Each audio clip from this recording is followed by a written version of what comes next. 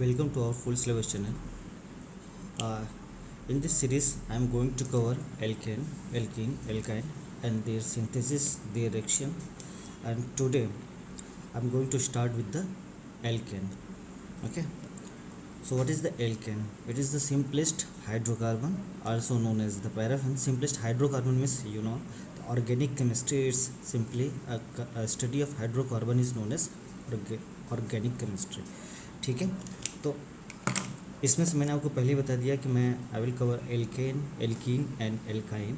ठीक है, उससे रिलेटेड जितनी भी सारे रिएक्शंस होंगे उसकी सिंथेसिस, ठीक है, जो भी आपके लिए इंपॉर्टेंट होगा. I will discuss all this things, but today I am going to only discuss alkane and it is the simplest hydrocarbon. Simplest hydrocarbon means आपको ये समझ में आ रहा होगा कि इससे सिंपल और कोई कंपाउंड नहीं होता है जिसमें सिर्फ और सिर्फ क्या होता है, carbon and hydrogen. And the definition of one of the definition of organic compound is the compound which contains hydrocarbon. Okay, it is also known as paraffin. ठीक है ना. The major constituent of the petroleum, ये जो आपका alkene है, ठीक है, alkane is the major constituent of the petroleum. Petroleum means अगर मैं यहाँ पे पेट्रोलियम की बात कर रहा हूँ तो it is simply crude oil. ठीक है, क्रूड ऑयल में कई सारे होते हैं, सिर्फ एक ही नहीं होता. Crude oil is the mixture of the compounds and mixture of what compounds, this mixture are the hydrocarbon. इनमें अलग अलग टाइप्स के हाइड्रोकार्बन होते हैं पेट्रोलियम में. ठीक है, इनका सिंपलेस्ट फार्मूला आपको ये भी पता होगा कि ये एन, एल्काइल प्लस एन है. एन का मतलब ये भी आपको पता है कि इट इज़ सिंगल बॉन्डेड. ठीक, तो ये सिंगल बॉन्डेड होते हैं जिसके आपको पता है. This is simply alk plus ane, मतलब एल्काइल ग्रुप प्लस एन. तो ये सिंगल बॉन्डेड हाइड्रोकार्बन होते हैं. इनका फार्मूला होता है CnH2n+2 और यहाँ पे n is the number of carbon. अगर मैं एग्जांपल करता हूँ कि सबसे सिंपलेस्ट एग्जांपल आपका क्या है, आपको पता है मीथेन. मीथेन में सारे आपको ये दिख रहा होगा, they are all single bonded hydrocarbon. They are the simplest hydrocarbon. This is the simplest hydrocarbon. अगर देखो CH4 को देखो तो यहाँ पे मैंने बताया n is the number of carbon. यहाँ पे कार्बन का नंबर क्या है, 1. हाइड्रोजन क्या है, 2n. इस फॉर्मूले से देखो 2 × n is the number of carbon plus 2. ठीक है, तो आपको क्या निकल के है, CH4. ठीक, तो कहने का मतलब कि आपके इस फॉर्मूले में अगर ये चीज़ फिट होती है तो ये आप कहोगे this is the alkene. Okay, ठीक. ऊपर से आपको ये पता है कि अगर सिंगल बॉन्डेड हाइड्रोकार्बन है तो उसका हाइब्रिडाइजेशन क्या होगा, sp3. तो एल्केन का हाइब्रिडाइजेशन क्या होता है, sp3. और हाइड्रोकार्बन्स मैंने बताया कि ये मेजर कंस्टिट्यूएंट क्या है, पेट्रोलियम के हैं. एंड पेट्रोलियम का मेजर कंस्टिट्यूएंट का मतलब कि ये मेनली रूप से यही पाए जाते हैं हाइड्रोकार्बन.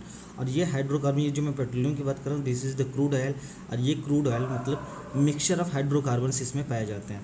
और ये जो hydrocarbons are separated by fractional distillation. Fractional distillation का मतलब they are separated on the basis of their boiling point. Suppose करो जैसे मैंने आपसे कह दिया कि उसमें मान के चलो 20 का मिक्सचर है. 20 का मिक्सचर मतलब 20 टाइप के हाइड्रोकार्बन उसमें पाए जाते हैं. ठीक है, 20 टाइप के हाइड्रोकार्बन उसमें पाए जाते हैं. किसमें, पेट्रोलियम में, जिस पेट्रोलियम को हम कह रहे हैं क्रूड ऑयल. तो उन 20 टाइप के हाइड्रोकार्बन को सेपरेट करने के लिए हम क्या करते हैं, द गुड थिंग इज उस 20 टाइप के हाइड्रोकार्बन्स का बॉइलिंग पॉइंट अलग अलग होता है. तो उनको पता है आपको कि अगर मान लो टेम्परेचर 10 दिया तो जितनी 10 टेम्परेचर पे जिसका बॉइलिंग पॉइंट रहेगी वो अलग हो जाएगा. उसके बाद टेम्परेचर बढ़ाते जाओगे और जो जिस मिक्सचर का बॉइलिंग पॉइंट वहाँ अपने आप पहुँचता जाएगा वो वहाँ से अलग होता जाएगा. इसी तरह से आपके पेट्रोल, डीजल, केरोसिन सेपरेट होते जाते हैं. एंड उस प्रोसेस को बोलते हैं फ्रैक्शनल डिस्टिलेशन. इसके फ्रैक्शन है, एक फ्रैक्शन अलग हुआ, उसके बाद दूसरा फ्रैक्शन अलग हुआ, but their basis is on their boiling point.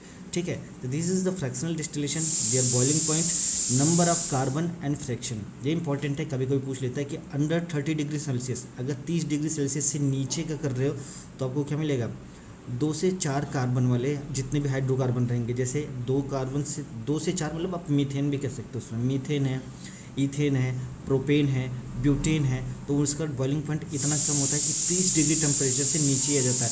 और आपको पता है कि जो कम वाले होंगे, जो जल्दी बॉइलिंग पॉइंट जिनका कम है, इसलिए वो उसका एग्जाम्पल क्या है, पेट्रोलियम गैस. ठीक है, जैसे आप LPG, इसको भी आप क्या बोलोगे, पेट्रोलियम कहने का मतलब वो क्रूड ऑयल से आया हुआ है. तो वो क्या गया, लिक्विफाइड गैस. इसीलिए जिसका बॉइलिंग पॉइंट कम होगा, ऑब्वियसली बात वो क्या है, गैस होगा, ठीक है। उसके बाद जैसे आप टेम्परेचर बढ़ाते जाओगे, जैसे 30 to 160 डिग्री सेल्सियस, मतलब रेंज बहुत ज़्यादा है, ठीक है। तो इसमें से क्या निकल के आते हैं 4 to 9 हाइड्रोकार्बन के जितने होंगे, जैसे ब्यूटेन के बाद पेंटेन, हेक्सेन, हेप्टेन, ऑक्टेन, ठीक है। उसको क्या बोलते हो, गैसोलीन। 180 से लेकर 230 डिग्री सेल्सियस तक 8 से 9। अब जैसे आप 8-9 की बात करो कि यहाँ पे 9 है, फिर यहाँ पे 8 की, इसकी ये बॉर्डर है, ये इसमें भी कभी जा सकता है, इसमें भी जा सकता है, सिर्फ एक मतलब ऑक्टेन, नॉन, ठीक है। इसमें कोई इतना बड़ा आप रेंज नहीं कह सकते कि 8 वाला यहीं पे आएगा, 9 वाला। लास्ट वाले जो होते हैं वो इधर उधर थोड़े बहुत हो सकते हैं। यही होता है आपका केरोसिन, जो आपके घरों में यूज़ होता है, ठीक है। केरोसिन उसका जो भी होता है हाइड्रोकार्बन, उसमें आप मान के चलो कि अब देखो यहाँ से शुरू वाले क्या थे, गैस थे, जैसे जैसे नीचे आते जाओगे वो क्या होता जाएगा, लिक्विड। लिक्विड के बाद और बॉइलिंग पॉइंट बढ़ाओगे तो वो सॉलिड की तरफ चेंज होता जाएगा, ठीक है। लेकिन आपको मैंने बताया क्रूड ऑयल है तो वो गैस सॉलिड तो नहीं होगा, लेकिन लिक्विड से ज़्यादा फिर और क्या हो सकता है, डेंस, वो जेली फॉर्म में पाया जाता है, ठीक। तो आपका ये this one is the gasoline. उसके बाद आपका 200 to 320 डिग्री सेल्सियस पे 10 to 18 कार्बन, ये है ये आपका डीजल, ओके। इसके बाद आपका 300 to 450 डिग्री सेल्सियस पे आपका पाया जाता है 16 से 30 कार्बन तक, and they are known as heavy carbon. और 300 से ऊपर, मतलब आप ये वाले रेंज को भी कह सकते हो, जिसमें लेकिन 300 से ऊपर देखना, ध्यान देना, 300 से 450 तक तो है इसका बॉइलिंग पॉइंट, लेकिन उसमें कार्बन कितने हैं, 16 से लेकर 30 तक, ऐसे को बोलोगे आप हैवी कार्बन। लेकिन अगर 300 से ऊपर हो और कार्बन 35 से ऊपर हो, यहाँ पे भले 300 से 450 तक था, लेकिन इसमें कार्बन सिर्फ 30 तक थे, लेकिन 300 से ऊपर हो और कार्बन 35 तक हो, उसी का बोलते हो पैराफिन वैक्स या पेट्रोलियम जेली। और वैक्स और जेली आपको पता है कि ये लिक्विड से ज़्यादा डेंस होते हैं, डेंसिटी इनकी ज़्यादा होती है, मतलब ये सॉलिड की तरफ एक तरह से मूव कर रहे हैं। लेकिन आपको पूरा पता है कि क्रूड ऑयल है तो ये सॉलिड नहीं हो सकता, तो या तो वो गैस फॉर्म में रहता है, पेट्रोलियम जेली जो क्रूड ऑयल है या तो गैस फॉर्म में रहेगा, या उसमें लिक्विड फॉर्म रहता है, या वो जेली फॉर्म में होता है। तो देख रहे हो आपका this is the mixture of hydrocarbon. ये सारे जितने थे, petroleum, gasoline, kerosene, diesel, petrol, ये सिर्फ हाइड्रोकार्बन के मिक्सचर है। इसमें सिर्फ हाइड्रोजन और कार्बन पाया जाएगा, ठीक है। और इनको हम सेपरेट कैसे करते हैं, on the basis of their boiling point, and this is known as fractional distillation, ठीक है। अब आपको सुन में आ रहा होगा कि simplest hydrocarbon, that's why it is known as paraffin. Petroleum major constituent of the petroleum, it follows CnH2n+2 rule, and sp3 hybridized carbon, single bonded, because it is the alkane, it is the single bonded hydrocarbon, ठीक। अब मैं आपको यहाँ पे discuss करूँगा इसका physical property and synthesis, ठीक है। इसका केमिकल प्रॉपर्टी ये यू कैन सी रिएक्शन मैं आपको नेक्स्ट क्लास में बताऊंगा, but today I am going to discuss इस physical property and their synthesis. Physical property में फर्स्ट ये मान के चलो कि ये नॉन पोलर है। नॉन पोलर कैसे कि इसके साथ किसी भी कार्बन के साथ अगर कोई hetero atom like nitrogen, oxygen या सल्फर अटैच हो, नाइट्रोजन, ऑक्सीजन या सल्फर अटैच हो, तो आप ये मान के चलो कि इन दो ये सब की इलेक्ट्रोनेगेटिविटी कार्बन से ज़्यादा है।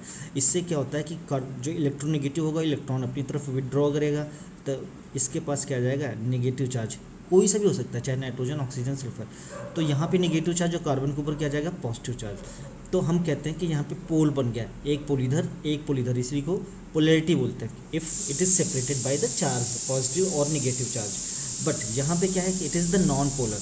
नॉन पोलर मतलब कि कार्बन या तो कार्बन के साथ अटैच होता है, जैसे अब अगर आप ईथेन बना लो 2 कार्बन, प्रोपेन बना लो 3 कार्बन, तो कार्बन या तो कार्बन के साथ अटैच है, या तो CH3 हो गया, CH4 हो गया, कार्बन किसके साथ अटैच है, हाइड्रोजन के साथ।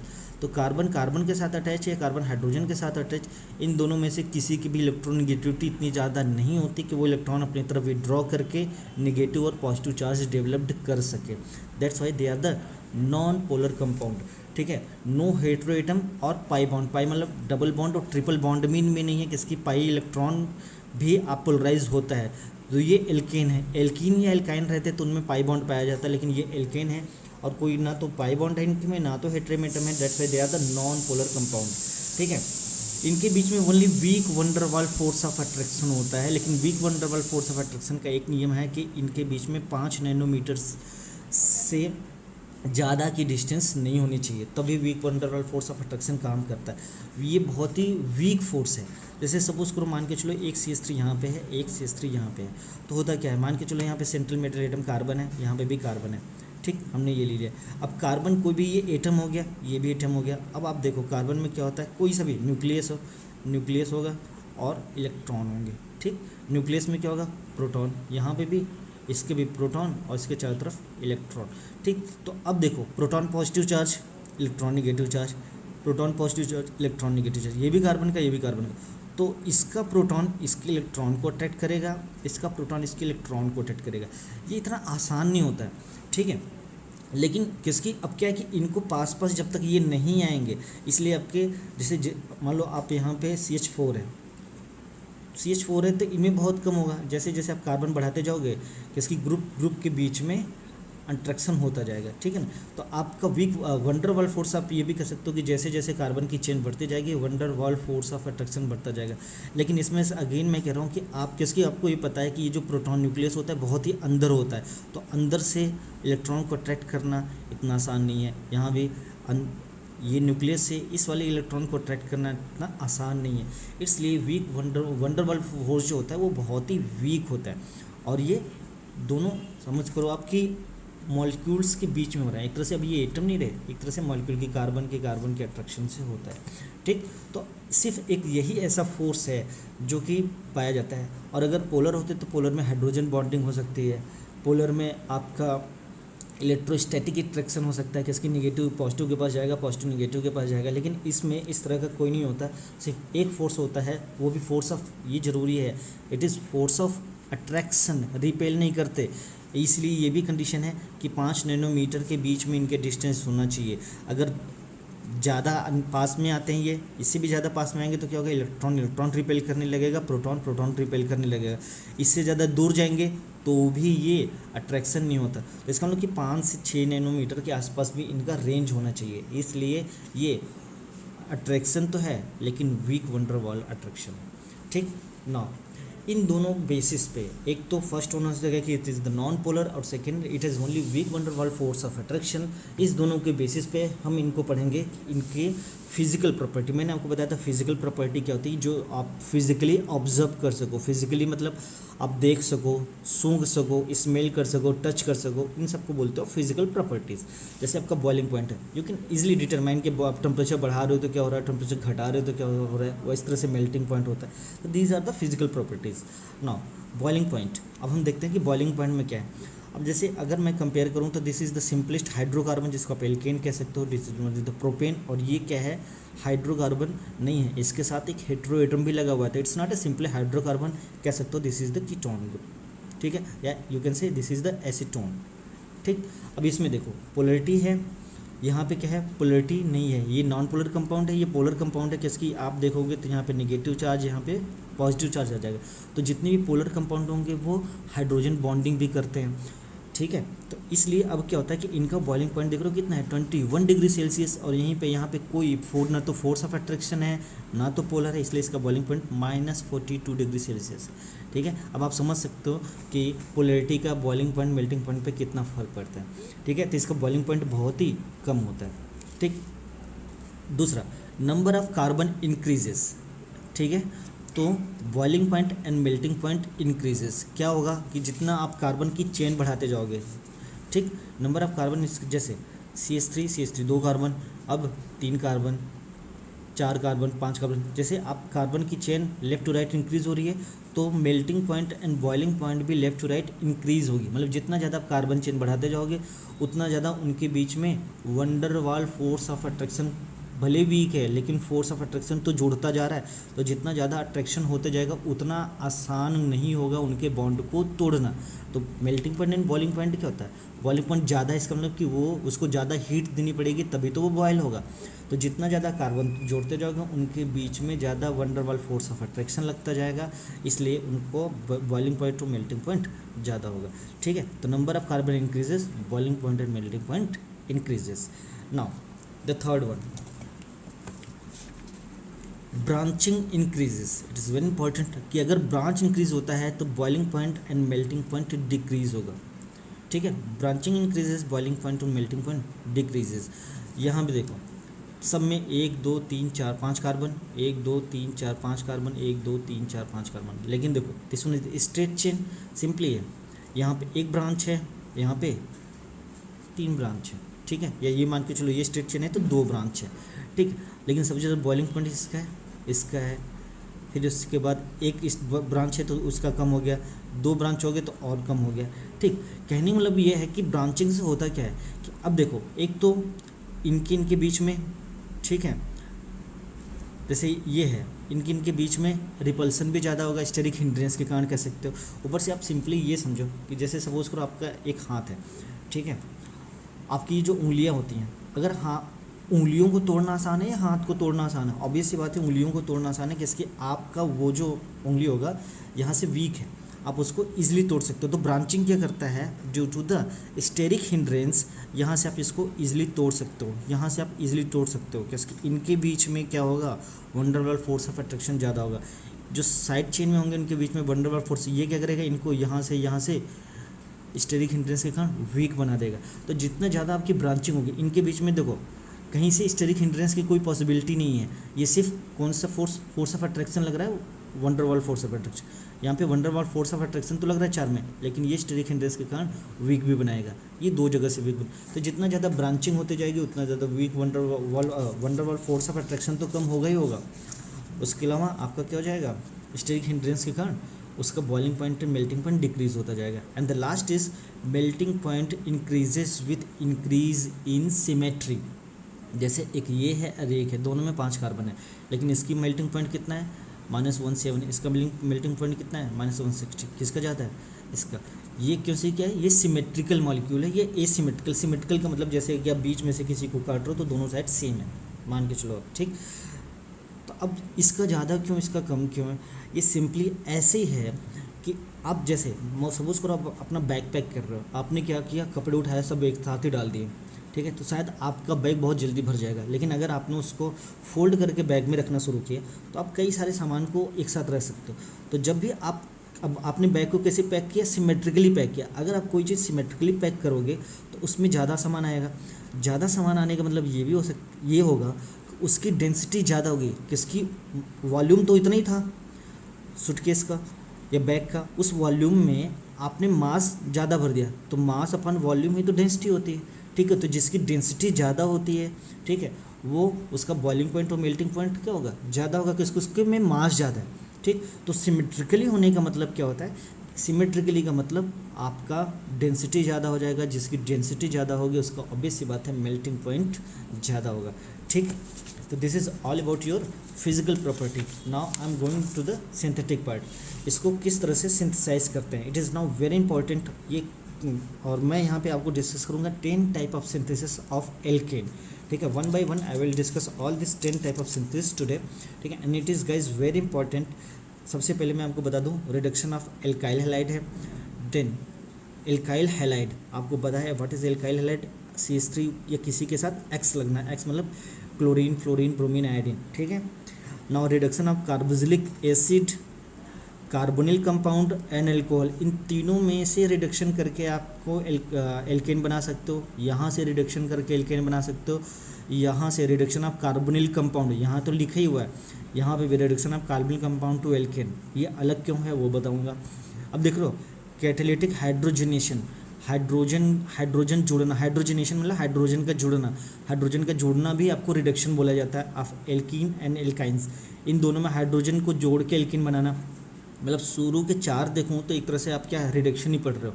तो रिडक्शन, अगर रिडक्शन से आपको एल्कीन बनाया जा रहा है तो सबसे पहले आपको जानना होगा कि what is the reduction. Now the 5th one is Grignard reagent, ठीक है, it is also known as organometallic reagent, I will let you know. Decarboxylation of acid, इसको बोलते हैं soda lime decarboxylation. Decarboxylation means removal of CO2, carboxylic group का removal, जहाँ भी de लगा हो it means removal. Kolbe electrolysis method, ये क्या है, इलेक्ट्रिसिटी के थ्रू हो रही है। Now to name reaction, it is also very important. Name reaction वो होते हैं जो किसी भी साइंटिस्ट के नाम पे दिए जाते हैं, जिन्होंने वो पार्टिकुलर टाइप की रिएक्शन को इन्वेंट किया हो, डिस्कवर किया हो या नेम दिया हो। This is known as Wurtz reaction. And the 9th one is Wurtz Fittig reaction. And the last and 10th one is from hydrolysis of carbide, ठीक। ये 10 रिएक्शन हैं, 10 बहुत इंपॉर्टेंट है, ठीक है। घूम फिर के यही सारे से रिएक्शन सबसे पूछे जाते हैं। तो सबसे पहले I am going to discuss the first one, that is the reduction of alkyl halide. And before starting this reduction of alkyl halide I am going to discuss the reduction. अब देखो, oxidation reduction होता क्या है। Oxidation आपको simply है addition of oxygen, ठीक है, या ऑक्सीजन भी कह सकते हो और हेट्रो एटम भी कह सकते हो, या मोर इलेक्ट्रोनिगेटिव एटम जैसे नाइट्रोजन का जुड़ना या हेलोजन का जुड़ना भी ऑक्सीडेशन कहलाता है। It's not only addition of oxygen in oxidation, addition of nitrogen भी ऑक्सीडेशन होगा, एडिशन ऑफ हेलोजन भी, जो मोर इलेक्ट्रोनिगेटिव एटम है उनका जुड़ना ऑक्सीडेशन कहलाएगा। या तो रिमूवल ऑफ हाइड्रोजन, ठीक, या removal of electron, removal of electron भी आपका क्या कहलाएगा, ऑक्सीडेशन। इसी का जस्ट उल्टा कर लो तो क्या हो जाएगा, यहाँ पे एडिशन था, ठीक, तो रिडक्शन क्या हो जाएगा, रिडक्शन, इट्स सिंपली रिडक्शन क्या होगा, रिमूवल ऑफ ऑक्सीजन या एनी हेट्रो एटम, इनको रिमूव करना, या एडिशन ऑफ हाइड्रोजन या एडिशन ऑफ इलेक्ट्रॉन। यही तीन चीज़ें तो मिली हम पढ़ते हैं, ठीक है। अब मैं आपको एक सिंपल सा वो बताता हूँ कि किस तरह से आगे बढ़ते हैं। सबसे सिंपलेस्ट हाइड्रोकार्बन क्या है, CH4, आपको पता है मीथेन है, कार्बन के साथ 4 हाइड्रोजन बॉन्ड लगे हुए हैं, यहाँ पे कोई भी हेट्रो एटम नहीं है। अगर मैं इसको ऑक्सीडेशन करूँ, ध्यान से देखना कैसे, अगर मैं इसको ऑक्सीडेशन करता हूँ, ऑक्सीडेशन मतलब मान लो मैं ऑक्सीजन जोड़ता हूँ, तो सबसे पहले एक हाइड्रोजन हटेगा, रिमूवल ऑफ हाइड्रोजन भी बोलते हो और एडिशन ऑफ ऑक्सीजन भी। तो ये क्या हो गया, आप एक चीज़ ध्यान देना कि यहाँ पे हाइड्रोजन जो लगा हुआ है वो H के साथ लगा हुआ है, कार्बन का एक हाइड्रोजन रिमूव हो गया और कार्बन के साथ एक ऑक्सीजन लग गया। तो अगर आप सिंपलेस्ट मीथेन को ऑक्सीडेशन करोगे तो क्या बन गया, एल्कोहल। इसका अगर ऑक्सीडेशन करोगे तो क्या बन जाएगा, एल्डिहाइड या कीटोन। लेकिन आपको सिंपल से देखना क्या है कि पहले कार्बन के साथ एक ऑक्सीजन था, अब कार्बन के साथ डबल बॉन्ड है। डबल बॉन्ड का मतलब एक तरह से कह सकते हो कि एक बार ऑक्सीजन फिर 2 बार ऑक्सीजन, तो 2 ऑक्सीजन अटैच हो गए, ठीक है। ऑक्सीजन यू कैन से सिंपली से कि यहाँ पे सिंगल बॉन्ड के साथ है, यहाँ पे डबल बॉन्ड के साथ हो जाएगा। इसका मतलब एल्कोहल का कभी भी ऑक्सीडेशन कराओगे तो क्या बन जाएगा, एल्डिहाइड या कीटोन। इसका ऑक्सीडेशन कराओगे तो देखो क्या बन जाएगा, CH3, एक एक ऑक्सीजन जोड़ते जाओ, हाइड्रोजन हटाते जाओ, वो रहा O, उसके साथ एक ऑक्सीजन और लग जाएगा, 2 और 1 3। अगर हम यहाँ पे 2 डबल बॉन्ड मान रहे थे, एक के बाद ये हो गया 2, यहाँ पे देखो 2 और 1 3। इसके बाद क्या हो जाएगा, लास्ट में बचता है, इसका भी ऑक्सीडेशन करोगे एसिड का तो क्या बन जाता है, CO2। CO2 का मतलब इसका स्ट्रक्चर देखो तो क्या बन गया, चारों दिशा में कार्बन की 4 वैलेंसी होती है, चारों वैलेंसी पे क्या लग गया, ऑक्सीजन, 2 साइड इस साइड, 2 साइड इस साइड, ठीक है। तो अब देख लो कि किस तरह से आपका ये ऑक्सीडेशन होता है, ठीक। तो उसी तरह से अगर आपको एल्केन बनाना हो तो उल्टा चलना शुरू करो, तो उल्टा चलोगे तो क्या बोलोगे, इसको रिडक्शन बोलोगे। तो इसका मतलब कि अगर क्या है मैं एसिड का रिडक्शन करूँ तो सबसे पहले क्या बनना चाहिए, एल्डिहाइड। एल्डिहाइड से क्या बनेगा, एल्कोहल। एल्कोहल से क्या बन जाएगा, एल्केन। तो अगर मैं उसी में कभी कभी आपने सुना होगा strong oxidising agent, weak oxidizing agent, या strong reducing agent, weak reducing agent. मतलब स्ट्रॉन्ग का मतलब क्या हो गया, अगर मैं सिर्फ ऑक्सीडेशन करता हूँ तो ये बनेगा, स्ट्रॉन्ग कर दूँ तो डायरेक्ट ये बना ले या डायरेक्ट ये बन जाए। उसी तरह से वीक रिड्यूसिंग एजेंट का मतलब क्या होता है, रिड्यूसिंग एजेंट मतलब मान लो इसको मैंने रिड्यूस किया तो ये बनना चाहिए, ठीक है। अगर मैं कहूँ स्ट्रॉन्ग रिड्यूसिंग एजेंट, तो स्ट्रॉन्ग रिड्यूसिंग एजेंट का मतलब क्या कि मैं डायरेक्ट ये बनाना चाह रहा हूँ या डायरेक्ट ये बनाना चाह रहा हूँ, मतलब 1 स्टेप में आगे बढ़ जाओ, ठीक। तो इसी तरह से जैसे आपने पढ़ा था यहाँ पे रिडक्शन ऑफ एल्काइल हैलाइड, ठीक। तो अब आपको बता रहा हूँ, जैसे यहाँ पे आप रिड्यूस करोगे एल्कोहल को भी तो क्या बनेगा, हाइड्रोकार्बन। रिड्यूस करोगे एल्डिहाइड को भी तो क्या बनेगा, हाइड्रोकार्बन। लेकिन 2 स्टेप में आगे ये बनेगा, ये बनेगा। तो आप अगर मैं आपसे कहूँ कि किसके लिए स्ट्रॉन्ग रिड्यूसिंग एजेंट चाहिए, तो अगर एल्केन बनाना हो तो इसको स्ट्रॉन्ग रिड्यूसिंग एजेंट चाहिए, किसकी, ये आगे ये बनाएगा तब ये बनाएगा। उसी तरह सबसे ज़्यादा स्ट्रॉन्ग रिड्यूसिंग एजेंट किसको चाहिए, एसिड को, किसके आगे ये बनाएगा फिर ये बनाएगा तब ये बनाएगा। सबसे वीक किसको चाहिए, इसको, इसको सिर्फ ये बनाना है, ठीक। नाउ अब मैं चलता हूँ आपको रिडक्शन ऑफ एल्काइल हैलाइड। अब यहाँ पे सिंपली आपको पता है एल्काइल हैलाइड है, मैंने बोला था रिमूवल ऑफ एनी हेलोजन या ऑक्सीजन या नाइट्रोजन को बोलते हो आप रिडक्शन। तो यहाँ पे इसको निकाल के RH लग जाना इज नोन एज रिडक्शन। तो reduction of alkyl halide, the replacement of more electronegative, यहाँ पे मैं हाइड्रोजन को बोल रहा हूँ, atom with the less electronegative जैसे हाइड्रोजन। अब आप देखो कौन कौन सा रिड्यूसिंग एजेंट यूज़ करते हो कॉमन, जिंक प्लस एसीटेट। देख लो ये क्या, ये वाले क्या है, इलेक्ट्रॉन गिवर है, ये इलेक्ट्रॉन देंगे, जिंक प्लस एसीटेट इसके साथ एसिटिक एसिड के साथ है, दोबारा वही जिंक दूसरे एसिड के साथ है, डाइल्यूट HCl के साथ है, यहीं पे जिंक प्लस NaOH के साथ है, ठीक है, बेस के साथ, यहाँ पे 2 एसिड के साथ था, ये बेस के साथ। अब जिंक कॉपर प्लस इथेनॉल है, और इसी को बोलते हो H2 मेटल हाइड्रोजिनेशन जिसको बोलते हैं। जब आपको कहीं हाइड्रोजन ऐड करना हो, हाइड्रोजन ऐड करने को भी तो रिडक्शन ही बोलते हो, लेकिन उसके लिए आपको मेटल की जरूरत पड़ती है। वो मेटल या तो पैलेडियम हो सकता है, प्लेटिनम हो सकता है, या निकल हो सकता है। अब इधर आ जाओ, जहाँ पे मैंने कहा था कि मान के चलो आपको एसिड से हाइड्रोकार्बन बनाना हो, तो इसको बोलते हैं लिथियम एल्युमिनियम हाइड्राइड। ये बहुत ही स्ट्रॉन्ग होता है, इसको बोलते हैं LaH lithium aluminium hydride. NaBH4 यहाँ पे देख रहे हो क्या है, हाइड्रोजन 4 हैं, तो ये रिड्यूसिंग एजेंट का किसकी, हाइड्रोजन देने का काम करते हैं, that's why it is known as reducing agent. लेकिन ये माइल्ड है। माइल्ड कहने का मतलब ये क्या है कि ये डायरेक्ट एसिड से ये नहीं बना पाएगा।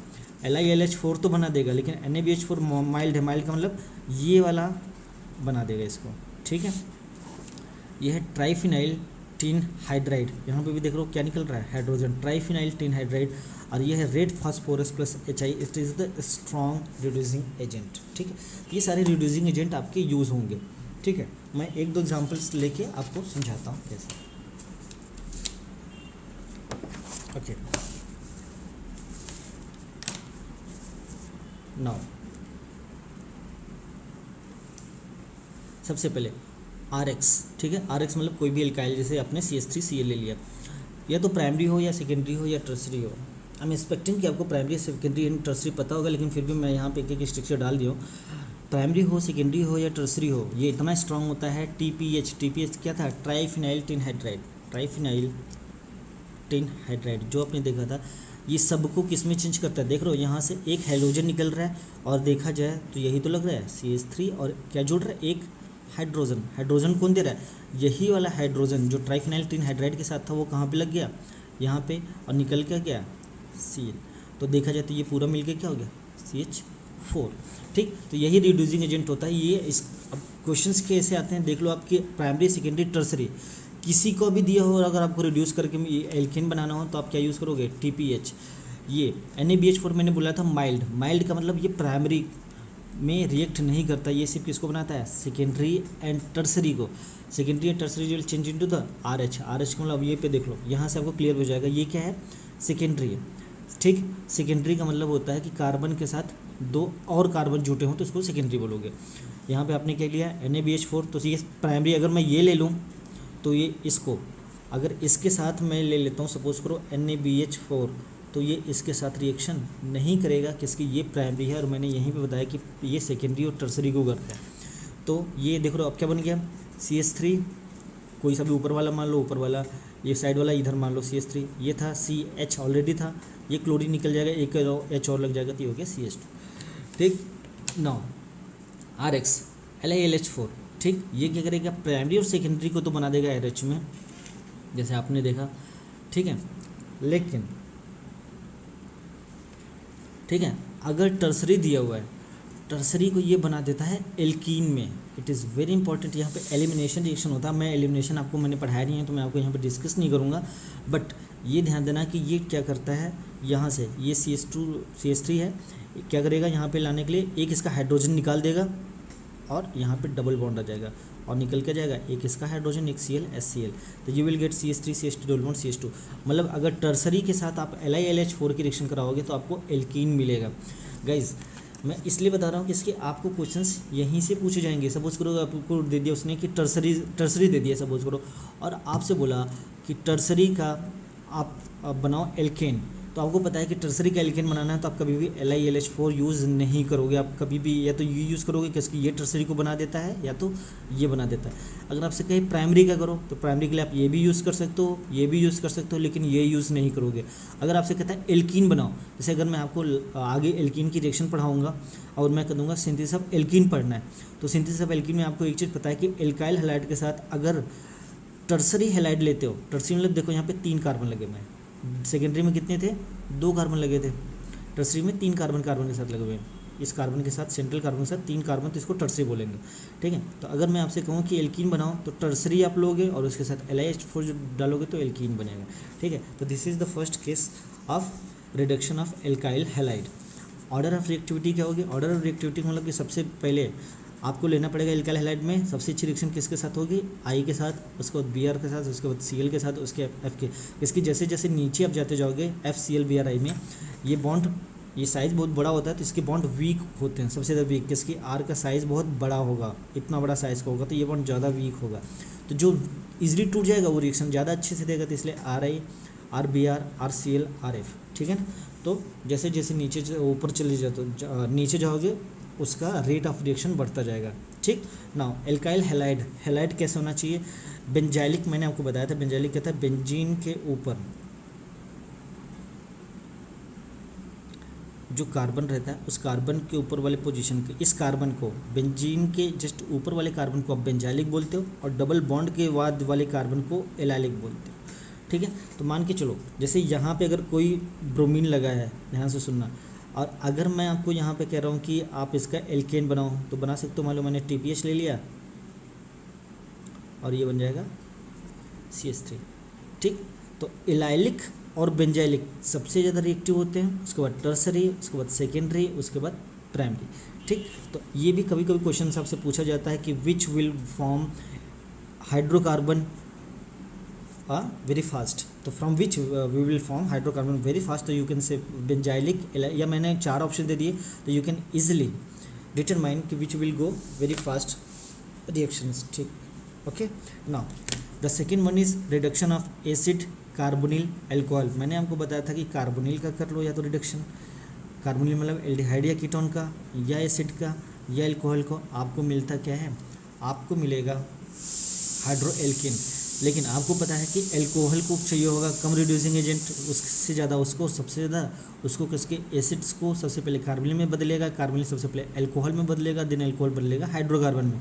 यहाँ पे कार्बोनिल से अगर शुरू करते हो तो कार्बोनिल सबसे पहले एल्कोहल में, एल्कोहल से हाइड्रोकार्बन में, लेकिन एल्कोहल सिंपली हाइड्रोकार्बन में। तो देखो हम यहाँ पे यूज़ करने जा रहे हैं red phosphorus plus HI, it is the very strong oxidising agent. अब देखना आर किस में चेंज हो गया, ROH will change into the RH, okay.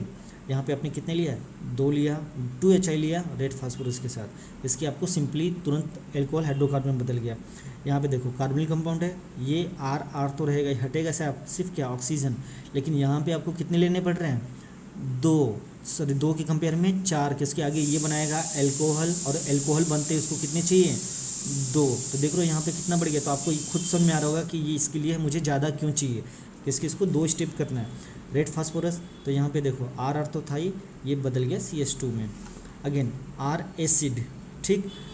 यहाँ पे ये कार्बन को कुछ अटैच कोई टच नहीं करेगा, सिर्फ हटा किसको रहा है, ऑक्सीजन को, जैसे यहाँ से भी हटाया यहाँ से कार्बन एसएच रहेगा, बट यहाँ पे कितने चाहिए, 6 चाहिए, किसके, ये आगे बनेगा इसमें, फिर इसमें, फिर इसमें, ठीक है। रेड फास्फोरस यहाँ पे क्या बन गया, R तो ऑलरेडी था, ये C के साथ H3 हो जाएगा, ठीक है। This is the reduction of acid carbonyl alcohol with the specific reagent, that is the red phosphorus and hydrogen iodide.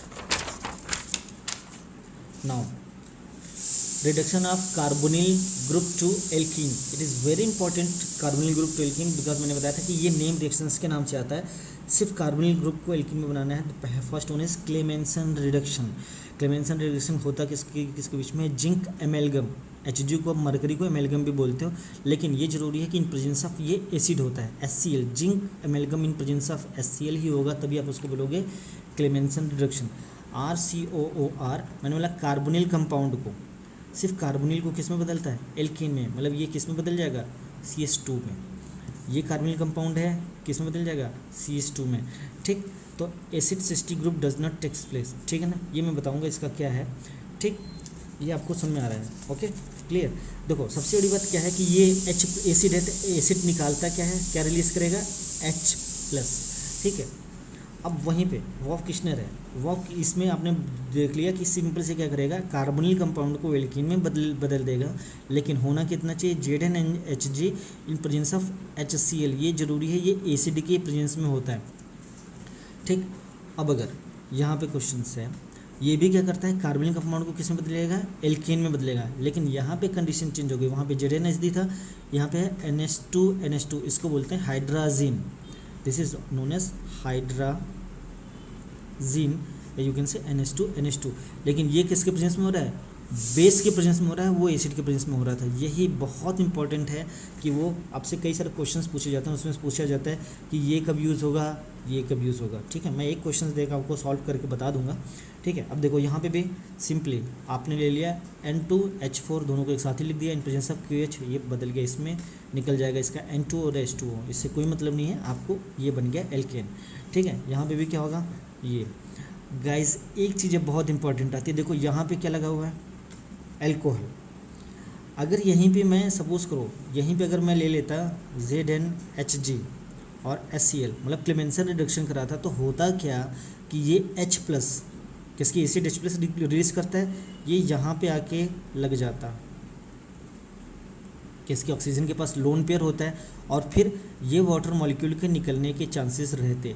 तो कहीं पे ऐसा ग्रुप जैसे OH लगा हो या NH लगा हो, तो उसको हम प्रीफर करते हैं कि उसको रिडक्शन हम किससे कराएं, N2H4 से कराएं, क्लेमेंसन से ना कराएं। किसकी क्लेमेंसन क्या करेगा, अगर OH या NH है तो वो अपना H उनको दे देगा जिसके पास लोन पेयर रहता है, तो वो कोई ना कोई दूसरी रिएक्शन करना शुरू कर देते हैं।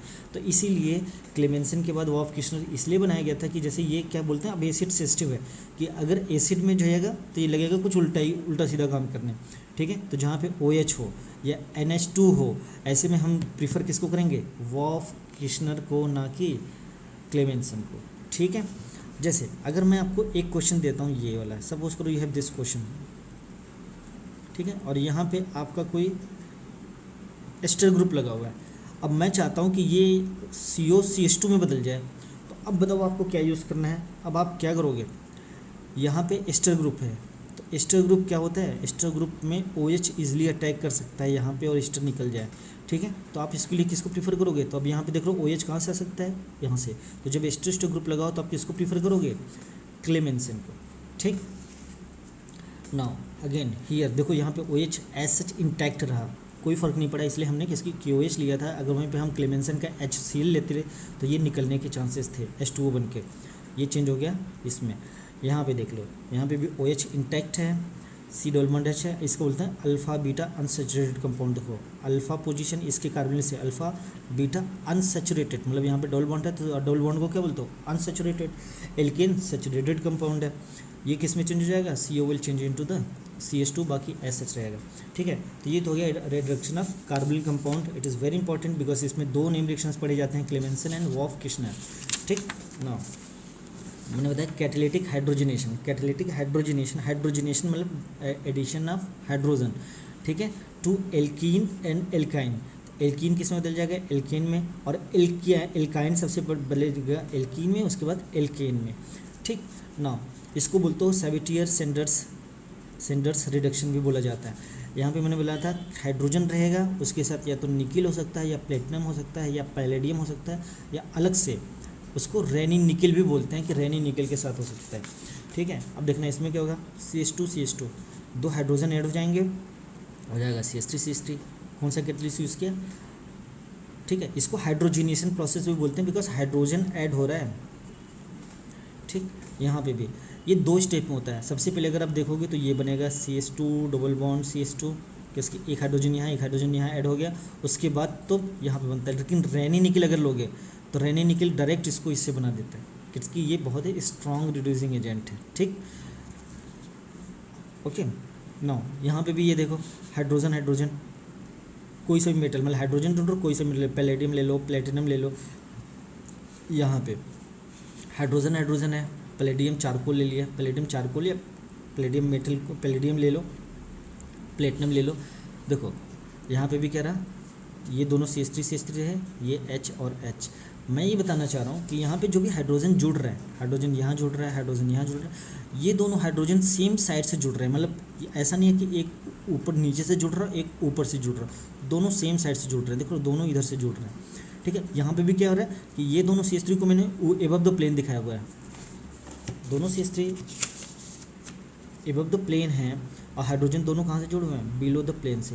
तो जब दोनों चीज़ें, कोई भी चीज़ अगर जुड़ रही है सेम साइड से जुड़े, दोनों चीज़ें सेम साइड से जुड़ रहे हैं जैसे बिलो द प्लेन से, तो इस टाइप के एडिशन को बोला जाता है सिन एडिशन। तो कभी भी ये भी क्वेश्चन पूछा जाता है कि कैटालिटिक हाइड्रोजनेशन, मान लो अगर मैं इसको ही देखे एक प्रोडक्ट बना देता सिस, जैसे ये सिस है, दोनों ऊपर दोनों नीचे, और एक बना देता ट्रांस, तो सॉरी आंसर कौन सा होगा, सिस किसकी, हमेशा वहाँ पे क्या होता है syn addition, and syn addition means addition takes place from same side. ठीक है, तो ये आपके चार हो गए, चार टाइप के हो गए। ठीक, now hydrogenation of alkene stability. Hydrogenation of alkene stability के देखो, जैसे आपको सिस का आपने हाइड्रोजनेशन किया तो एल्केन बदल जाएगा। अब देखो यहाँ पे ये सिस था, सिस और ट्रांस में से ज़्यादा स्टेबल कौन होता है, ट्रांस, ये आपको पता है, ये है आपका ट्रांस ज़्यादा स्टेबल। आप एक रीज़न ये भी जानते हो कि इसकी दोनों ग्रुप क्या है सेम साइड में, तो इनके बीच में स्टेरिक रिपल्सन होगा, इनके बीच में दोनों ग्रुप अपोजिट साइड में, तो इनके बीच में स्टेरिक रिपल्सन कम होगा, इसलिए ट्रांस मोर स्टेबल होता है सिस। लेकिन हाइड्रोजनेशन जिसे मैंने किया, हाइड्रोजन जोड़ दिया, अब ये सिंगल बॉन्ड रोटेशन फ्री होता है, तो अगर सिंगल बॉन्ड हो गया तो ये कैसा भी शेप ले सकता है। अब आप इसको ये नहीं कह सकते कि ये ऊपर क्यों है, कि इसके सिंगल बॉन्ड में रोटेशन फ्री हो सकता है, वो कैसा भी शेप ले ले, यहाँ पे भी यहाँ पे भी।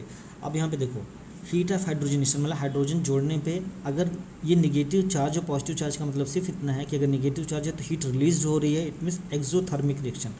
ठीक है, इसमें निगेटिव और पॉजिटिव वैल्यू नहीं है, दे इंडिकेट कि it is the exothermic reaction, this one is also exothermic reaction. अब देखो यहाँ पे हीट कितनी निकली 120 किलो जूल पर मोल, यहाँ पे कितनी 115, तो लेस एनर्जी इज रिलीज हो रही है, that's why it is more stable than this one. ठीक है, on the basis of heat of hydrogenation भी आप कह सकते हो कि ये trans is more stable than the cis one. ठीक, now increasing rate of hydrogenation and increasing rate, जैसे आप लेफ्ट टू राइट बढ़ रहे हो, यहाँ से एक आर था एल्काइल सब्सटीट्यूएंट, यहाँ पे 2 हो गए, यहाँ पे 3 हो गए, यहाँ पे 4 हो गए, तो इंक्रीजिंग एल्काइल सब्सटीट्यूशन मतलब मैं इधर लेफ्ट टू राइट जाने पे एल्काइल को मोर सब्सटीट्यूट कर रहा हूँ। लेकिन इंक्रीजिंग रेट ऑफ हाइड्रोजनेशन किधर होगा, हाइड्रोजनेशन का रेट किधर बढ़ेगा, इधर बढ़ेगा। क्यों, जिसकी आपके यहाँ पे 4 ग्रुप ऑलरेडी लगे हुए हैं, तो हाइड्रोजन को ऐड होने में परेशानी होगी, किसकी, because of the steric hindrance. यहाँ पे उससे कम होगा, किसकी 3 है, यहाँ पे उससे कम होगा, किसकी 2 है, यहाँ पे उससे कम। तो आपका ये भी कह सकते हो कि अब देखा जाए तो स्टेबल कौन होगा, आपको देखो हाइड्रोजनेशन सबसे ज़्यादा किसका होगा, इसका होगा। तो hydrogenation is directly inversely proportional to the stability. ठीक है, जितना ज़्यादा हाइड्रोजनेशन जिसका ज़्यादा अच्छे से होगा उसकी स्टेबिलिटी सबसे कम होगी। इस पर कई बार क्वेश्चंस पूछे गए, तो अगर मैं पूछूँ इन चारों में से तो हाइड्रोजनेशन सबसे ज़्यादा किसका होगा, इसका होगा, लेकिन स्टेबिलिटी सबसे ज़्यादा किसकी होगी, इसकी होगी। अब ये एल्कीन है सारे, तो मैं बताऊंगा कि कैसे होगा जब मैं आपको एलिमिनेशन रिएक्शन पढ़ाऊंगा। बस अभी आप ये मान के चलो कि यहाँ पे स्टेरिक क्राउडिंग के कारण हाइड्रोजनेशन सबसे कम होगा, बट यहाँ पे स्टेबिलिटी इसकी सबसे ज़्यादा होगी, इसका हाइड्रोजनेशन सबसे ज़्यादा होगा बट स्टेबिलिटी इसकी कम होगी, because hydrogenation is inversely proportional to the stability. ठीक, now the fifth one is Grignard reagent. Okay, Grignard reagent को आप ऑर्गेनोमेटेलिक कंपाउंड भी बोलते हो। ऑर्गेनोमेटेलिक कंपाउंड का मतलब ये हो गया कि अब ऑर्गेनों के साथ, ऑर्गेनिक मतलब कार्बन हाइड्रोजन के साथ आपका कोई मेटल अटैच होता है, उसी को आप बोलते हो ऑर्गेनोमेटेलिक कंपाउंड। ठीक, ऑर्गेनोमेटेलिक कंपाउंड्स में आपका RX ग्रिग्नार्ड रिएजेंट सबसे पहले बनाया किया जाता है। कोई भी एल्काइल हैलाइड ले लोगे, ठीक है, एल्काइल हैलाइड मान लो CH3Cl ले लिया, प्लस उसके साथ मेटल को ऐड किया, ठीक है, उस मेटल के ऐड करने से बना क्या RMgX। अब देखो मेटल, ये मेटल की क्या है कि ये ज़्यादा इलेक्ट्रोनेगेटिव नहीं है, मैग्नीशियम, ये क्या होगा, तो अब इसमें से इसके कंपेयर में जो भी एल्काइल या कार्बन जो अटैच है वो मोर इलेक्ट्रोनेगेटिव है, तो नेगेटिव चार्ज किस पे आ जाएगा, कार्बन पे, पॉजिटिव चार्ज किस पे आ जाएगा, मेटल पे। तो इसी को बोलते हो ऑर्गेनोमेटालिक कंपाउंड, और ग्रिग्नार्ड रिएजेंट भी ऐसे बनाया जाता है RMgX, this is the RMgX alkyl magnesium halide. ठीक, दिस इज ग्रिग्नार्ड रिएजेंट। अब ऑर्डर ऑफ द रिएक्शन क्या है, जो पहले ही मैंने बता रखा है।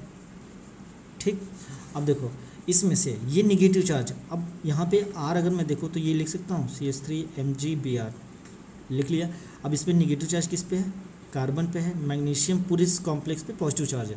तो अब ये देखो जब भी किसी के पास भी निगेटिव चार्ज होता है तो वो क्या होता है, वेरी स्ट्रॉन्ग बेस हो सकता है, या तो न्यूक्लियोफाइल, या वो पता है निगेटिव चार्ज है तो या तो बेस हो गया या तो स्ट्रॉन्ग न्यूक्लियोफाइल।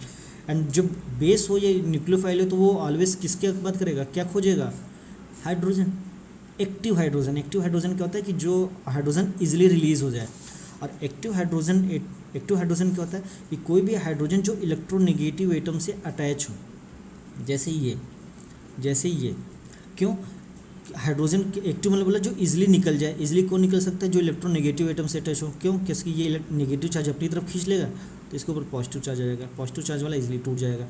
उसी तरह ये, उसी तरह ये। तो ये RCH3 जो आपका यहाँ पे निगेटिव है वो हमेशा किसकी स्ट्रॉन्ग बेस और न्यूक्लियोफाइल है, तो हमेशा एक्टिव हाइड्रोजन की सर्च में रहेगा। अब एक्टिव हाइड्रोजन क्या होता है, वो हाइड्रोजन जो मोर इलेक्ट्रोनेगेटिव एटम से अटैच है। ओके, नाउ आप यहाँ पे देख लो इसकी रिएक्शन CH3MgX। CH3MgX में क्या है, HOH है आपका, मतलब वाटर सिंपली। अब ये क्या करेगा, ये हाइड्रोजन किससे अटैच है, हाइड्रोजन ऑक्सीजन से अटैच है, ये है तो वाटर है लेकिन इससे अटैच है, तो ये क्या कर लेगा, इसका हाइड्रोजन ले लेगा, आपका मीथेन बन गया, एल्केन बना या नहीं बना, और ये MgOX बाहर हो जाएगा। एल्कोहल से यहाँ पे भी OH से अटैच है, इसका ले लेगा, मीथेन बना लेगा। इसीलिए आपने देखा होगा ग्रिग्नार्ड रिएजेंट जब भी यूज़ किया जाता है तो लिखा जाता है, आपको मैंने दिखाया भी था, ग्रिग्नार्ड रिएजेंट लिखते हैं, क्या लिखते हैं इसको, ड्राई ईथर में बनता है। ड्राई किस लिए, कि अगर इसमें हल्का फुल्का पानी भी रहा तो पानी से क्या ले लेगा, वो वाटर मॉलिक्यूल से भी आपने देखा क्या ले लिया उसने, हाइड्रोजन ले लिया।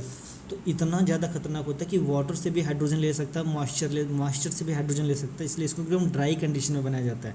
यहाँ पे मैंने बताया, देखो यहाँ पे अमोनिया होता है, NH3 लिखते हो, इसको NH इस तरह से है, इसका एक हाइड्रोजन ले लेके क्या बना लेगा, CH3 एस्टर, इसका भी हाइड्रोजन लेके, सॉरी एसिड, इसका भी हाइड्रोजन लेके क्या बना लेगा, मीथेन। देख लो कोई सा भी फंक्शनल ग्रुप इसने छोड़ा नहीं, वाटर, एल्कोहल, अमोनिया, एसिड। अब यहाँ पे NR2 है, NR2 मतलब मैं NCH3 का होल टू इसलिए लिया और एक हाइड्रोजन लगा दिया, हाइड्रोजन ले सकता है। एल्काइन भी बहुत ज़्यादा एसिडिक कंडीशन का होता है क्योंकि वो sp या हाइब्रिडाइज होता है, इसका भी हाइड्रोजन लेके ये एल्केन बना लेता है। तो आप देख सकते हो कि ग्रिग्नार्ड रिएजेंट से जिसकी ये बहुत ही अच्छा न्यूक्लियोफाइल बेस होता है, तो वो इतने सारों से एल्केन बना सकता है। That's why it is very important कि ये कई सारे फंक्शनल ग्रुप के साथ एल्केन बना सकता है, इवन वाटर के साथ भी एल्केन बना सकता है, जो कि वाटर कहाँ इतनी आसानी से रिएक्शन देता है। Now the sixth reaction is decarboxylation of acid, that is the soda lime. इसमें क्या था, डीकार्बोक्सिलेशन मतलब रिमूवल ऑफ CO2। सिंपली क्या होगा, RCOH है, आप इन प्रेजेंस ऑफ बेस क्या करेगा, ये सोडियम सॉल्ट बना लेगा, COO- और Na+, किसकी यहाँ पे भी ये इस फॉर्म में रहेगा, तो ये OH और H निकल के क्या बना लेंगे, H2O। तो ये हो गया सोडियम सॉल्ट। अब इसको इसके लिए बोलते हैं सोडा लाइम, किसकी, ये कैल्शियम ऑक्साइड को आप बोला जाता है चूना, आप जानते होगे, इसको आप बोलते हो लाइम। अगर इसके प्रेजेंस में आप हीट करते हो इसको, तो ये फिर क्या करेगा, CO2 निकल जाता है, इसी CO2 को यहाँ से निकलने को बोलते हो डीकार्बोक्सिलेशन। तो ये क्या बचा, R, ठीक, और ये जो वाटर मॉलिक्यूल से ये H लेके, ठीक है, और ये क्या बन जाएगा, Na2CO3 प्लस ये RH। यहाँ पे CO2 तो निकल रहा है, लेकिन ध्यान देना CO2 in the form of sodium carbonate के फॉर्म में निकल रहा है, ना कि CO2 गैस के फॉर्म में निकल रहा है। इसके फॉर्म में नहीं निकलता, CO2 सोडियम कार्बोनेट के फॉर्म में निकलता है। तो this is your hydrocarbon. Okay, suppose here CH3CH2COH। ध्यान देना यहाँ पे आपने एक चीज़ देखो, यहाँ पे ये पूरा CO2 निकल रहा है, तो इसके साथ हाइड्रोजन नहीं आएगा। CH3 CH2 ये पूरा एसिड ग्रुप निकल के क्या जोड़ देता है, इस तरह से CH3 CH2 और H, और यही H मिल के आपने CH3 बना लिया, ठीक है। यहाँ पे भी क्या करेगा, ये CO2 निकल, ये पूरा CO एसिड निकल जाएगा, क्या लग जाएगा, H। लेकिन दोनों का रहना ज़रूरी है। आप इसके प्रेजेंस में क्या बनाएगा, सॉल्ट बनाएगा, प्लस उसके साथ ये और हीट करना पड़ेगा, तब आपका हाइड्रोकार्बन बनेगा, ठीक। यहाँ पे भी सेम चीज़ यूज़ करोगे तो हाइड्रोकार्बन बन जाएगा, मतलब एसिड से डायरेक्ट हाइड्रोकार्बन बना दिया। लेकिन डीकार्बोक्सिलेशन मेथड से आप ये भी कह सकते हो, this is a type of reduction method, ठीक है ना। इंपॉर्टेंट क्या है, इफ़ बीटा कीटो एसिड अगर प्रेजेंट है, बीटा की एसिड मतलब ये एसिड ग्रुप है, आपको पता है एसिड ग्रुप डीकार्बोक्सिलेशन करने से इजीली निकल जाता है। लेकिन अगर उसके इस पे देखो बीटा कीटो, बीटा पोजीशन पे क्या लगा हो, कीटोन ग्रुप लगा हो, जैसे एसिड्स के जस्ट बाद वाला किसी भी फंक्शनल ग्रुप के जस्ट बाद वाले कार्बन को बोलते हो अल्फा, उसके बाद वाले कार्बन को बीटा। अगर ये एसिड ग्रुप के बीटा पोजीशन पे कीटो ग्रुप लगा हो, तो यहाँ पे आपको ये दोनों कंडीशन लेने की जरूरत नहीं है NaHCO। सिंपली हीटिंग से भी, सिंपल हीटिंग से भी आपका ये पूरा ग्रुप निकल जाता है और ये बन जाएगा CO ये H आ जाएगा और CO2। It is very important कि इससे भी कई बार क्वेश्चंस पूछे गए हैं, ठीक। Now the seventh is called electrolysis. Called electrolysis क्या है, सिंपली इलेक्ट्रोलिसिस, लिसिस का मतलब कहीं भी होता है, जहीं भी लिसिस लगा हो, इसमें break down, break down means टूटना, ठीक। कोल्ड इलेक्ट्रोलिसिस में क्या है, break down in presence of electricity, electric के प्रेजेंस में टूटना is known as break down. यहाँ पे सिमेट्रिकल एल्केन बनता है किसकी, जब आप इलेक्ट्रिसिटी या इलेक्ट्रोकेमिस्ट्री की बात करते हो तो एक साइड में कैथोड रहेगा, दूसरी साइड में एनोड रहेगा, ठीक है, कैथोड और एनोड, ठीक। आपको पता है एनोड पे ऑक्सीडेशन होता है, कैथोड पे रिडक्शन होता है, ठीक है। मैं सिंपली आपको यहाँ पे बताता हूँ, बनेगा क्या, सिमेट्रिकल एल्कीन, सिमेट्रिकल मतलब, और बनेगा किस पे, एनोड पे। आपने क्या ले लिया, सपोज करो सेम चीज़ आप या तो इस तरह से लेके चलो, CH3 acetic acid plus NaOH, जैसे आपने पिछले वाले में लिया था, लेकिन ये दोनों मिलके क्या बना लेंगे, ये यहाँ पे देख रहे हो 2 मॉलिक्यूल है। तो अगेन इलेक्ट्रोलिसिस के बाद क्या होता है, इसका एक मॉलिक्यूल और इसका दूसरा मॉलिक्यूल आपस में एल्केन बना लेते हैं, लेकिन एनोड पे बनाते हैं, ठीक है। बाकी के बाय प्रोडक्ट हैं, तो ये कह सकते हो, अगर इसको देखो इसलिए ब्रेक डाउन करो तो ये दोनों आपस में सिमिलर हैं, इसलिए इसको बोलते हैं symmetrical alkene at anode. This is known as Kolbe electrolysis, ठीक। नाउ अब आता है इंपॉर्टेंट वुड्स रिएक्शन, ये नेम रिएक्शंस पे है, किसकी, ये साइंटिस्ट ने इस रिएक्शंस की खोज की थी। Coupling of alkyl halide by treatment with sodium in dry ether to give symmetrical alkene. It is again very important, coupling of alkyl halide, आप एल्काइल हैलाइड की कपलिंग कर रहे हो by treatment with the sodium in dry ether, you will give symmetrical alkene, ठीक है। तो होता क्या है, आपने 2 एल्काइल हैलाइड ले लिया, सपोज करो 2 एल्काइल हैलाइड लिया, सोडियम मॉलिक्यूल लिया, ड्राई ईथर में रिएक्शन करके आप हाइड्रोकार्बन बनाते हो, जैसे यहाँ पे CH3Br। वुड्स रिएक्शन में सिंपली क्या है, आपको बनना क्या है, सिमेट्रिकल एल्कीन बनना है, सोडियम लेते हो, ड्राई ईथर लेते हो, CH3Br है 2 मॉलिक्यूल, तो ये 2 Na हैं, क्या 2 Na क्या ले लेंगे, क्या बना लेंगे, 2NaBr, 2NaBr बच गया CH3, इसका दोनों मॉलिक्यूल के CH3 आपस में जुड़ जाएंगे, ठीक। ये सिंपल है, इसमें कुछ बहुत ज़्यादा सोचने, देखो यहाँ पे देखो, सॉरी निगेटिव हो जाएगा, ये क्या हो जाएगा, पॉजिटिव, ठीक। इस तरह से होता है। इसका मैकेनिज्म मैं बाद में डिस्कस करूंगा, किसकी आपको लग रहा होगा कि पॉजिटिव और CH3 दूसरा CH3 पॉजिटिव कैसे ऐड होंगे, ठीक है। इसका भी मैं मैकेनिज्म नहीं बता रहा हूँ, ठीक है। ये तो आपको पता होगा कि Na के पास पॉजिटिव होता है तो ये तो निकल जाएगा, लेकिन अगर Na लिए हो तो आगे CH3 Na बनता है, फिर Br, वो मैं मैकेनिज्म बाद में बताऊँगा। बस आप अभी ये मान के चलो कि alkyl halide in presence of sodium and dry ether it will form symmetrical alkene. Again symmetrical मतलब कि अगर एक है तो कितना बना लेगा, 2। यहाँ पे देखो कितने कार्बन का है, 1 2 3 कार्बन का है, तो कितने बनाएगा, दुगुना 6 कार्बन का, किसकी, ये सेम कार्बन को उतने इस साइड भी जुड़ जाएगा Br हट के, तो 1 2 3 1 2 3 4 5 6। यहाँ पे भी देखना 1 2 3 4 कार्बन है, तो बनने कितने चाहिए, 8 कार्बन, लेकिन बनेगा कैसे, देखो यहाँ से Br हटेगा 1 2 3 4 1 2 3 4, लेकिन जुड़ेगा भी तो इसी तरह से जुड़ेगा, इसका दूसरा मॉलिक्यूल, ये भी 2 मॉलिक्यूल है, ये भी 2 मॉलिक्यूल है, इसका दूसरा भी मॉलिक्यूल तो ऐसे ही रहा होगा, ठीक। तो ये Br यहाँ से निकलेगा, ये Br यहाँ से, तो ये दोनों इस तरह से जुड़ेंगे। ये बहुत इंपॉर्टेंट है कि Br जहाँ से निकलेगा वहीं से जुड़ेंगे, ऐसा नहीं कि आपने, मैंने कहा कि 1 2 3 4 थे, 4 दूना 8, तो आपने 8 इस तरह से लाइन खींच दी कि नहीं 8 कार्बन का बन गया, नहीं, जहाँ से दोनों Br निकलेंगे दोनों मॉलिक्यूल के, वहीं से मॉलिक्यूल जुड़ेगा। तो 1 2 3 4 5 6 7 8 कार्बन के तो बनेंगे, लेकिन स्ट्रेट चेन नहीं बनेंगे, ये इस तरह से ज्वाइनिंग होगी, ये देखना आपके लिए इंपॉर्टेंट है। अब सेम वुड्स रिएक्शन में क्या लिया आपने, एल्काइल हैलाइड लिया प्लस सोडियम लिया प्लस ड्राई ईथर लिया, ये तो लिया सोडियम इन ड्राई ईथर, ठीक।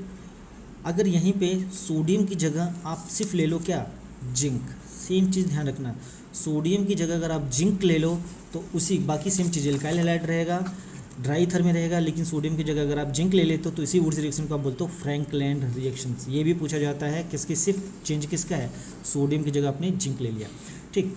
वुड्स रिएक्शन की एक ड्रॉबैक है Wurtz reaction between 2 different alkyl halide. आपने जैसे ये सोचा होगा ना कि हम हमेशा एक ही क्यों ले रहे हैं, एक ही के 2 मॉलिक्यूल ले रहे हैं, अगर डिफरेंट हम ले लेंगे तो गिव्स नंबर ऑफ प्रोडक्ट। देख लो कैसे देता है नंबर ऑफ प्रोडक्ट, सपोज करो हमने लिया CH3Br प्लस हमने ले लिया CH3 CH2Br, तो क्या होगा आगे, तो ये 2 एक तरह से रेडिकल मैकेनिज्म होती है, इसलिए मैं आपको बता रहा था कि मैकेनिज्म बाद में बताऊंगा। एक तरह से क्या बनेगा, पहले CH3 इसके 2 मॉलिक्यूल जुड़ेंगे, फिर इसके 2 मॉलिक्यूल जुड़ेंगे, CH3 CH2 CH2 CH3, 2 product हो गया, फिर ये आपस में जुड़ेंगे तो 3 प्रोडक्ट। तो हम इसीलिए एल्काइल हैलाइड में एक टाइप के लेते हैं, किसी के अगर हम 2 डिफरेंट टाइप के लेंगे तो कई सारे प्रोडक्ट बनते हैं। तो मल्टीपल प्रोडक्ट को रोकने के लिए हम हमेशा इसमें सिमेट्रिकल मॉलिक्यूल बनाते हैं।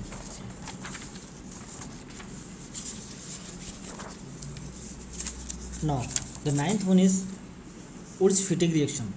उर्ज-फिटिंग रिएक्शन में क्या है, उर्ज में आपको पता था एल्काइल हैलाइड लेते थे, फिटिंग में क्या किया, तो वहाँ पे एक चीज़ ध्यान देना कि वहाँ पे सिर्फ हमने एल्काइल हैलाइड बोला है। अब हम वहाँ पे और सिमेट्रिकल बनाते थे, यहाँ पे हम बनाएंगे अनसिमेट्रिकल। सबसे बड़ी बात अनसिमेट्रिकल बनाएंगे, it is that's why it is important. और इसलिए वुड्स के बाद वुड्स के रिएक्शन को ही इन्होंने मॉडिफाइड किया था फिटिक साहब ने, इसलिए this is Wurtz Fittig reaction. और यहाँ पे एक होता है एल्काइल हैलाइड लेते हैं, दूसरा हम लेते हैं एराइल हैलाइड, ये बहुत इंपॉर्टेंट है। फिर इन दोनों के बीच में जो रिएक्शन होती है अगेन RX, इसका RX 2 अलग अलग हो गए, 2 अन्य ड्राई था तो बन जाएगा एक इसका R और इसका R। तो ये अब तो अनसिमेट्रिकल नहीं रहा और 2 अलग अलग हो गए, सेम चीज़, ठीक है। This is known as Wurtz Fittig reaction. दोनों में सिर्फ डिफरेंस इतना है कि अब हम अनसिमेट्रिकल बना रहे हैं, लेकिन अनसिमेट्रिकल में एक चीज़ ध्यान देना कि एक पार्ट हमेशा एराइल ही होगा। ऐसा नहीं है कि आपने एक R दूसरा ले लिया एल्काइल और दूसरा फिर एल्काइल ले लिया। इसमें उन्होंने जो किया था चेंज, एक तो एल्काइल रहेगा, दूसरा 100% एराइल ही रहेगा। Now the last one is hydrolysis of carbide. Hydrolysis of carbide ये आपको एक तरह से रट नहीं है। बेरिलियम कार्बाइड, किसी कार्बन जुड़ा हुआ उसकी अगर हाइड्रोलिसिस कराते हो तो बेरिलियम हाइड्रोक्साइड के साथ साथ क्या बनता है, मीथेन बनता है। और आप एल्युमिनियम कार्बाइड का भी हाइड्रोलिसिस कराते हो तो एल्युमिनियम हाइड्रोक्साइड के साथ क्या बनता है, मीथेन बनता है। ये क्वेश्चंस भी आपके कई बार पूछे गए हैं, इसकी डायरेक्ट मीथेन बनाता है, ठीक है। This is all about your synthesis of alkene and I have covered the 10th type of synthesis of alkene here. In the next class I will discuss about the reactions of alkane, and most important reaction of alkane is halogenation of alkane. I will cover this topic in the next class. ये reaction है, आप देख लेना इसमें क्या है, product क्या बनना है मैं आपको यहाँ पे बता देता हूँ। प्रोडक्ट में देखना आपको क्या बनना है, ये आपका एसिड है, यहाँ पे क्या होगा COA लिया गया, तो आपको पता होगा कि ये हो रहा है डीकार्बोक्सिलेशन। यहाँ पे देखो मैंने बोला था एसिड्स के अल्फा पोजीशन और बीटा पोजीशन पे कीटो ग्रुप। अब एसिड भले लगा हुआ लेकिन ये कीटो ग्रुप तो है, तो ये क्या करेगा, सिंपली हीट करने पे ये जो प्रोडक्ट बना लेगा वो प्रोडक्ट बनाएगा, ये एक एसिड अपने आप निकल जाएगा। उसके बाद आपको पता है CO से हीट कर दोगे तो एसिड बन जाएगा, ठीक है। तो you will get this one. Which are the following reaction would not produce saturated hydrocarbon as a major product. मतलब आपके सैचुरेटेड मतलब एल्केन बनाना है, ठीक है, कौन सा प्रोड्यूस नहीं करेगा, आपको पता है सोडियम इन ड्राई ईथर, इसका मतलब ये क्या हो गया, वुड्स रिएक्शन एल्काइल हैलाइड के साथ ये बना लेगा। N2H4 क्लेमेंसन रिडक्शन है, एल्डिहाइड को CH2 में चेंज कर देता है, सॉरी वॉफ किश्नर है हो जाएगा, ये है क्लेमेंसन रिडक्शन, ये भी बनाता है। LiLH4 ये क्या बनाएगा, ये रिड्यूस कर इसको एल्कोहल बनाएगा, ये एल्केन नहीं बनाएगा। तो this is the reaction. So I am going to stop here. In the next class I will discuss about the reactions of alkane. Okay, thank you very much.